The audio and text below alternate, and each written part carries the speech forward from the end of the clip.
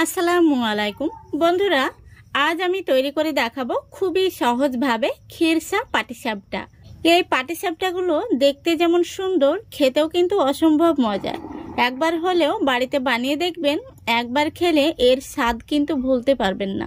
আর এইভাবে বানালে একটিও কিন্তু প্যানের গায়ে আটকে যাবে না, অথবা মুড়তে গেলেও ভেঙে যাবে না। ঠান্ডা হয়ে গেলেও অনেকক্ষণ পর্যন্ত নরম থাকবে। তো চলুন আজকের এই রেসিপিটা দেখে নেওয়া যাক। রেসিপিটা ভালো লাগলে লাইক, কমেন্ট, শেয়ার করবেন এবং চ্যানেলটিকে সাবস্ক্রাইব করে সঙ্গে থাকবেন। তো বন্ধুরা দেখুন, এখানে আমি আজকের এই পাটিসাপটা পিঠাগুলো বানানোর জন্য 2 কাপ আতপ চাল 2 ঘন্টা মতো আমি ভিজিয়ে রেখেছিলাম। তারপরে আমি চাল থেকে জলটা ছেঁকে নিয়েছি। এখন আমি এখানে নিয়ে নিচ্ছি একটি মিক্সি জার। আর এই মিক্সি জারের মধ্যে চালগুলোকে অল্প অল্প করে দিয়ে আমি খুব সুন্দর করে, একদম মিহি করে পেস্ট করে নেব। চালগুলো কিন্তু একবারে পেস্ট করা যাবে না, আমি 2 বারে পেস্ট করে নেব। চালগুলো পেস্ট করার জন্য এখানে আমি উষ্ণ গরম জল নিয়েছি। কিছুটা পরিমাণে জল দিয়ে খুব সুন্দর করে আমি পেস্ট করে নেব। সবগুলো চাল পেস্ট করার পরে আমি আপনাদের ফিরে এসে দেখাবো কেমন হয়েছে। তো বন্ধুরা, সবগুলো চাল আমার পেস্ট করা হয়ে গেছে। আমি আপনাদের দেখিয়ে দিচ্ছি চামচ দিয়ে, দেখুন একদম মিহি করে পেস্ট করে নিতে হবে। তো এখানে আমি একটা স্ট্রেনার নিয়েছি, আর এই স্ট্রেনারের মাধ্যমে পেস্টটাকে আমি একটু ছেঁকে নিচ্ছি। এতে করে গোটা চাল থাকলে কিন্তু এই স্ট্রেনারের মধ্যে আটকে যাবে। তো এইভাবে একটু ছেঁকে নিতে হবে। তো দেখুন বন্ধুরা, আমি সম্পূর্ণ ব্যাটারটা ছেঁকে নিয়েছি। আর এতে করে কিন্তু খুব বেশি গোটা চাল বের হয়নি। এখানে আমার 2 কাপ চাল পেস্ট করতে 1 কাপ উষ্ণ গরম জল লেগেছে। এখন আমি আরো 1 কাপ উষ্ণ গরম জল মিক্সি জার ধুয়ে দিয়ে দেব।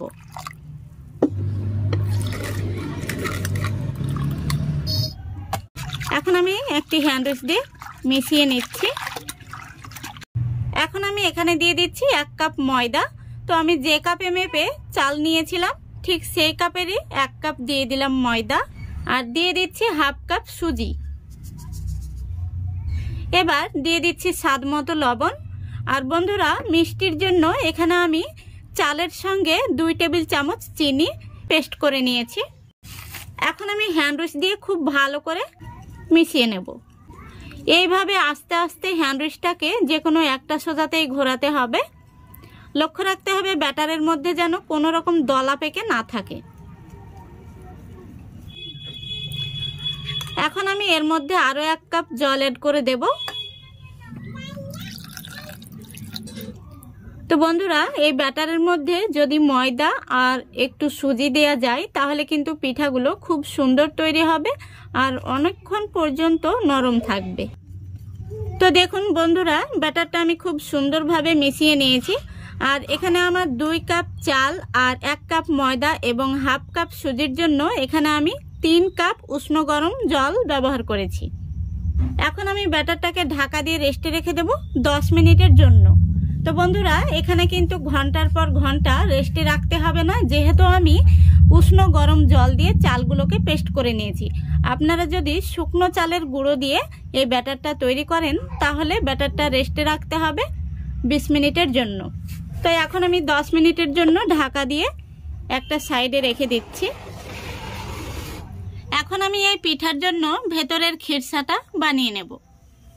তো দেখুন, গ্যাসটা অন করে আমি একটি কড়াই বসিয়ে দিয়েছি। গ্যাসের ফ্লেমটা একদম লো ফ্লেমে রাখতে হবে। এখন আমি দিয়ে দিচ্ছি 1/4 কাপ চালের গুঁড়ো। তো বন্ধুরা, আপনারা কাঁচা চালের গুঁড়ো দিয়েও কিন্তু খিরসাটা বানিয়ে নিতে পারেন, তবে আমার মতো একবার এইভাবে চালের গুঁড়োটাকে ভেজে নিয়ে খিরসাটা বানিয়ে দেখবেন, খেতে কিন্তু অসম্ভব মজার হয়।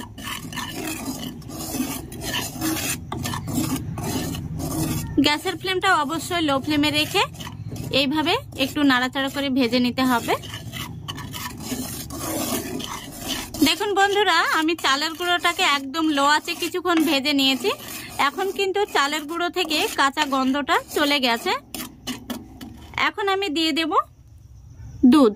এখানে আমি আগে থেকে জাল করে রেখেছি। এখানে আমি 1 লিটার দুধ নিয়েছি। এইভাবে অনবরত নাড়তে হবে, তারপরে দুধটাকে দিয়ে খুব ভালো করে মিশিয়ে নিতে হবে।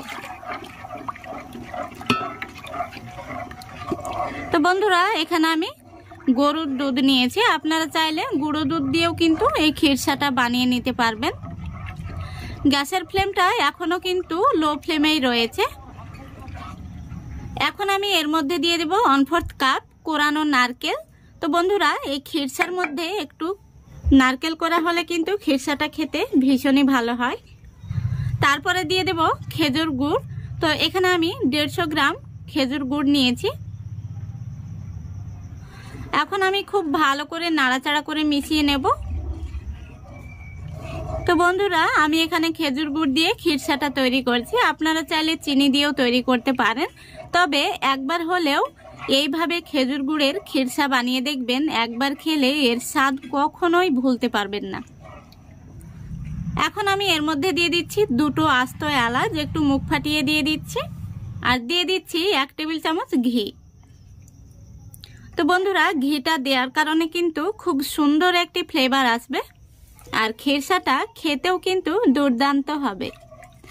এখন আমি গ্যাসের ফ্লেমটা একটু বাড়িয়ে দিয়ে মিডিয়ামে করে দিয়েছি, আর এবার আমি এইভাবে অনবরত নাড়তে থাকব।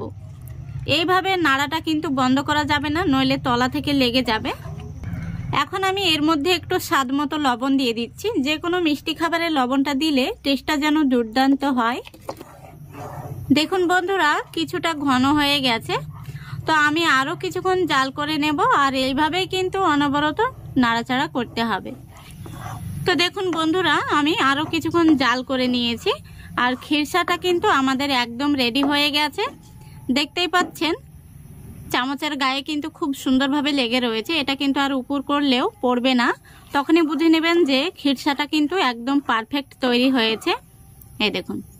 তো এখন আমি এটাকে ঠান্ডা করার জন্য নামিয়ে রেখে দেব।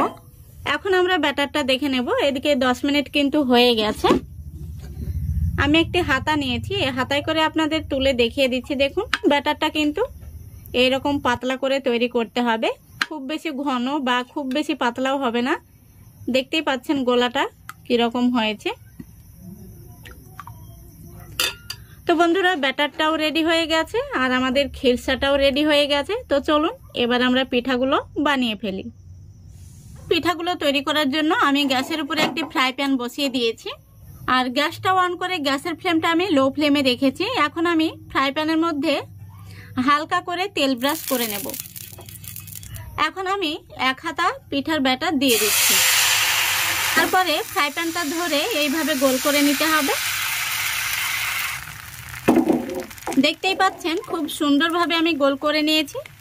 এখন আমি 1 মিনিট মতো ঢাকা দিয়ে দিচ্ছি। দেখুন 1 মিনিট মতো হয়ে গেছে, আর পিঠার উপর দিকটা কিন্তু খুব সুন্দরভাবে শুকিয়ে গেছে। এখন আমি একটা সাইডে দিয়ে দিচ্ছি খিরসা। এখন আমি এইভাবে ফোল্ড করে নেব। প্যানের গায়ে কিন্তু একটুও লেগে যাবে না, বা এইভাবে রোল করতে গিয়ে ভেঙেও যাবে না। এখন আমি পিঠাটা তুলে নেব। দেখুন কত সুন্দর হয়েছে পিঠাটা। একইভাবে আরো একটি পিঠা আপনাদের তৈরি করে দেখিয়ে দিচ্ছি।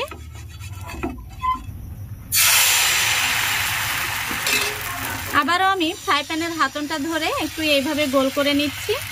তো বন্ধুরা, এইভাবে পিঠাগুলো বানালে একটি পিঠাও কিন্তু ভেঙে যাবে না, বা ফ্রাই প্যানের মধ্যে আটকে যাবে না।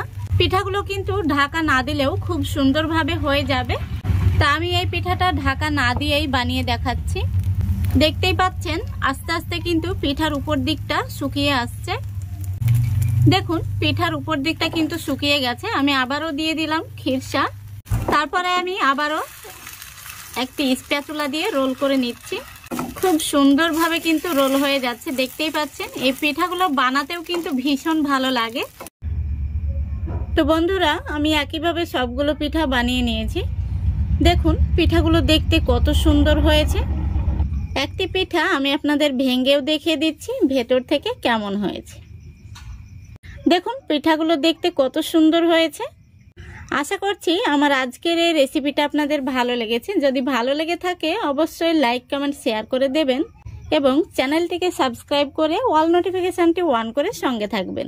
আজকের মতো এখানেই বিদায় নিচ্ছি। সবাই ভালো থাকবেন, সুস্থ থাকবেন। খোদা হাফেজ।